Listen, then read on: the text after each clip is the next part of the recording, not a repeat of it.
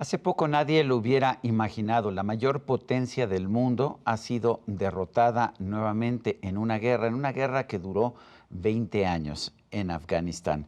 Para tratar de entender mejor este proceso, lo que significa históricamente, lo que significa desde el punto de vista geopolítico, yo quiero agradecer la presencia en este escenario de Beata Boina.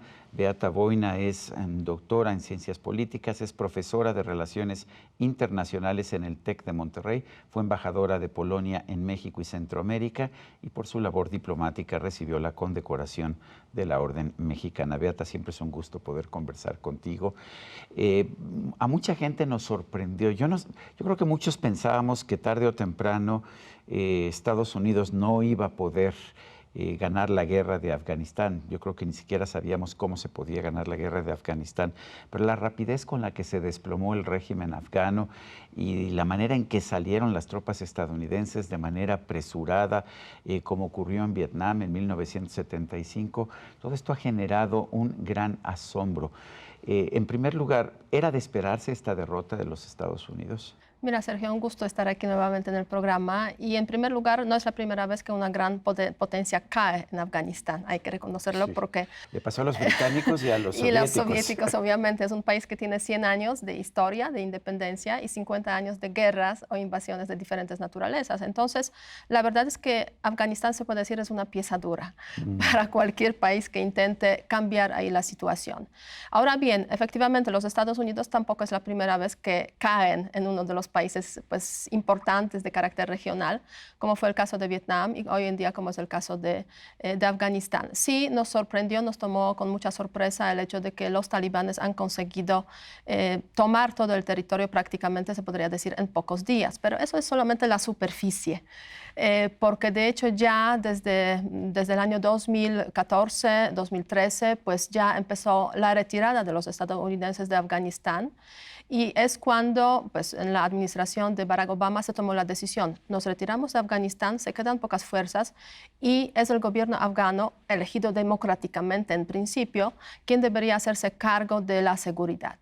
Y durante ese tiempo, la verdad es que el gobierno afgano no tuvo tanta capacidad de hacerse cargo de su seguridad y a raíz de eso, pues los talibanes iban avanzando en diferentes partes del territorio afgano.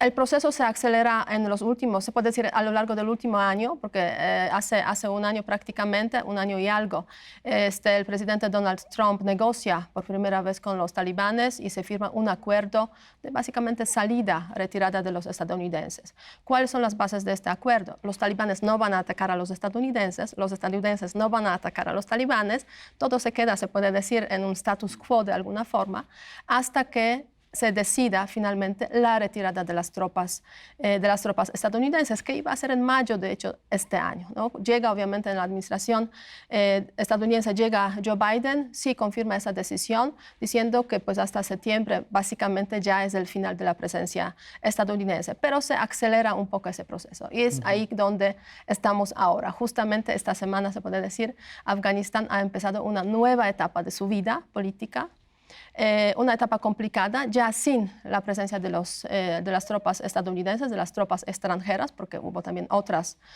nacionalidades involucradas, y prácticamente podemos decir 1 de septiembre es la fecha de la libertad que tienen los afganos para ordenar su sistema político, su espacio, para controlar su espacio. Ahora, ¿qué podemos esperar de los talibanes? No tienen muy buena trayectoria. No, tienen malísima fama, sí. O sea, malísima fama, malísima experiencia, malísima trayectoria, que hemos visto básicamente en los años 96, 2001, que fue pues esa etapa del Estado Islámico dominado por los talibanes. ¿Qué se puede esperar? Yo creo que hay dos escenarios pues muy claros que podemos definir. O van a ser más moderados que en los años 90, y es lo que todos deseamos, o van a ir hacia el extremismo que hemos visto en los años 90. Ellos han dicho que van a ser más moderados, que van a respetar los derechos de las mujeres y que van a invitar a que colaboren personajes de oposición, pero las primeras acciones que hemos visto no señalan que eso es lo que vaya a ocurrir. Pues depende, yo diría, depende cómo lo interpretamos. Yo creo que la primera conferencia de prensa que hicieron precisamente en Kabul, al digamos, ya estar en la capital, capital, fue una conferencia digamos, muy positiva desde el punto de vista de pues, extender la mano hacia la comunidad internacional, quizás también hacia pues, diferentes grupos políticos en Afganistán, diciendo, pues hemos llegado, pero queremos tener un gobierno, digamos, inclusivo, un gobierno, digamos, de conciliación para construir el futuro del Afganistán. Bueno, no olvidemos que se trata de un grupo islámico, o sea, que no ve el futuro más allá de esas fronteras. Más ¿no? que islámico, porque es un grupo muy fundamentalista, quizás el más fundamentalista de los que pues en este momento tienen el poder. Pues mira, sí. yo esta semana justo escribí una columna, el talibán no es lo peor. Eso es, me acuerdo. A ver, cuéntanos, ¿por qué El no es lo talibán peor? no es lo peor porque sí son radicales, pero la verdad es que podríamos comparar lo que han hecho o lo que quieren hacer probablemente con lo que ya tenemos en algunos países de Medio Oriente, de la región, Arabia Saudita, por ejemplo, Irán. Si el Afganistán se queda como Irán o como Arabia Saudita, pues podríamos decir es un mal menor. Pero si el Afganistán se mete en una guerra civil, en la cual por una parte vamos a tener a los talibanes, por otra parte al Estado Islámico que por ahí está presente, queriendo imponer pues, un régimen aún más extremo, y por otra parte, pues diferentes, obviamente, vecindades complejas como Asia Central, como China, como Pakistán, Irán, pues la verdad es que nos podríamos encontrar con un Afganistán en una guerra civil mucho más dañina para la población que quizás un gobierno menos radical de los talibanes. Recuerdo que Estados Unidos peleó una guerra muy sangrienta en Vietnam durante años con la idea de que tenía que hacerlo para detener el comunismo. Finalmente el comunismo se impuso, pero lo curioso del caso es que después de algunos años el régimen de Vietnam pues empezó a aplicar políticas capitalistas, sin dejar de ser un régimen autoritario, pero sí aplicó políticas capitalistas y hoy es uno de los regímenes más exitosos en lo económico que hemos visto. ¿Podría ser esto algo que ocurriera en Afganistán o es imposible?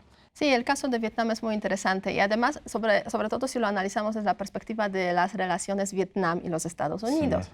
Tardaron 20 años los Estados Unidos para, digamos, establecer relaciones diplomáticas con Vietnam. No creo que tarden tanto, digamos, en caso de Afganistán, si las cosas pues, van por el camino moderado, pero es un ejemplo de cómo pues, los enemigos pueden convertirse en algún momento en los amigos. De hecho, pues la primera visita de la vicepresidenta Kamala Harris en Asia fue a Singapur y a Vietnam.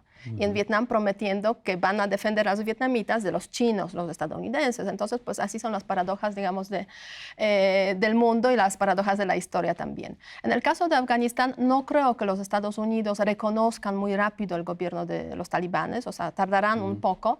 Pero tampoco descarto... Tampoco 20 años, ¿verdad? Tampoco 20 años, pero tampoco descarto que va a haber una cooperación entre los Estados Unidos y el gobierno de Talibán, siempre y cuando vayan por el camino un poco más moderado. Tanto ¿no? Rusia como China están tratando de aprovechar la situación de Afganistán para tener una influencia ahí. Y sobre todo si Estados Unidos está ausente, claramente alguno de los dos va a lograr esta influencia. Son jugadores claves, no cabe duda, en la región. Los Estados Unidos, al salirse de Afganistán, les deja a los dos países, se puede decir, un pastel problemático. Y en ese sentido quieren aprovecharse, pero la verdad es que no tienen otro camino. Es que involucrarse en el tema de Afganistán, lo que significa pues, tener conversaciones con el gobierno que va a haber en este país, es crucial desde varios puntos de vista. Uno de ellos es seguridad. No olvidemos que Afganistán fue santuario del terrorismo en su momento. Es desde ese territorio donde se han apoyado los movimientos islamistas, de extremismos islámicos, que funcionan en China y funcionan en Rusia también. Entonces, a ambos países no les interesa que se repita esa situación. Y por otra parte, hay un factor económico muy interesante, pero aquí va más bien China la que tiene el interés más grande. Afganistán pues, es conocido por ser un país lleno de recursos importantes, recursos por una parte energéticos, pero sobre todo minerales raros, ¿no? Es también gran productor de opio. Bueno, opio, aparte de eso, pues la principal fuente de ingresos, se puede decir, de los talibanes.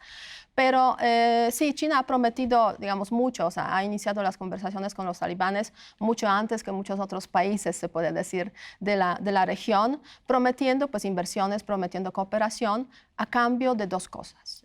Que no haya apoyo al movimiento de Turkmenistán, que es un grupo islámico, digamos, En China, sí. extremo que puede tener influencia, tiene influencia o conexión con los uigures chinos. Y por otra parte, otra condición, gobierno incluyente. ¿Por qué gobierno incluyente? Porque el gobierno incluyente en Afganistán significa que todas las fuerzas políticas, grupos políticos, pues van a participar, digamos, en la construcción de este país. Y eso es muy importante y es un desafío también para los talibanes, porque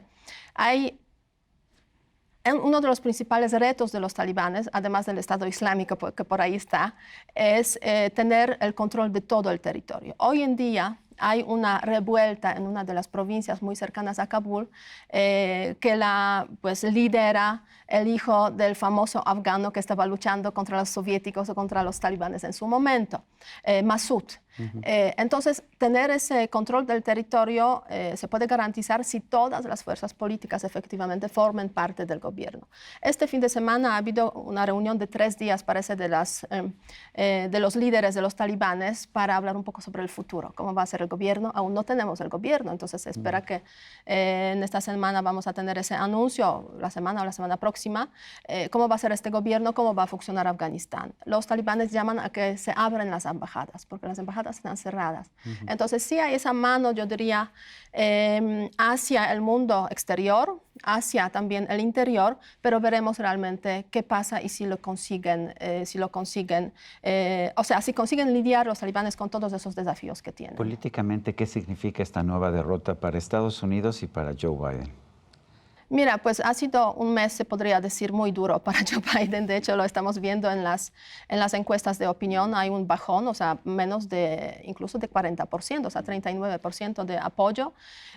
Y además, pues mucha gente pues, considera que no deberían retirarse tan rápido y en ese momento los estadounidenses, porque pues queda aún en el territorio un grupo de afganos que han cooperado con los occidentales y no han conseguido salir del país. La gente también se da plenamente cuenta en ese contexto de que en todos los escenarios posibles hay un grupo de los afganos que sí pierde mucho en esa transición. Bueno, todos pierden, pero las mujeres son quizás las más afectadas. O sea talibán moderado, sea talibán radical, las mujeres pierden. La pregunta es, ¿qué tanto pierden? ¿Qué pasa con otros países en Asia que dependen del apoyo estadounidense militar? Yo pienso en Taiwán, sobre todo. ¿Tiene algún tipo de relación? ¿Tienen razón para sentirse más temerosos los taiwaneses?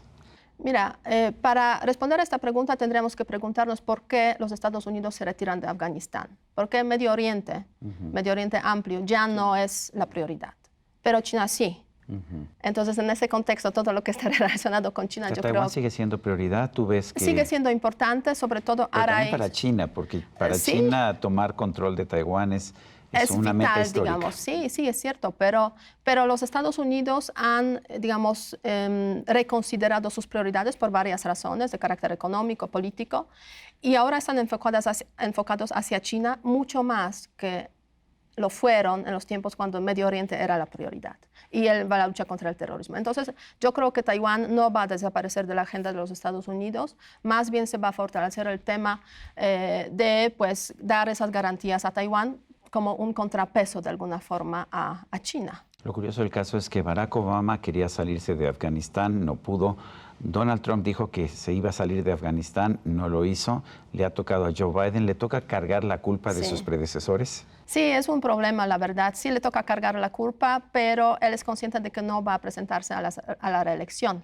Por eso, de alguna forma, me da la sensación que Kamala Harris queda como muy protegida y está muy, digamos, en la sombra en todo lo relativo a Afganistán. Es una forma un poco de él pues, tomar toda esa responsabilidad, pero no manchar con esa responsabilidad a la vicepresidenta, que en el futuro quizás pues, va a ser la candidata de los demócratas. Beata Boina, como siempre, profesora del TEC de Monterrey, gracias por esta conversación. Muchas gracias.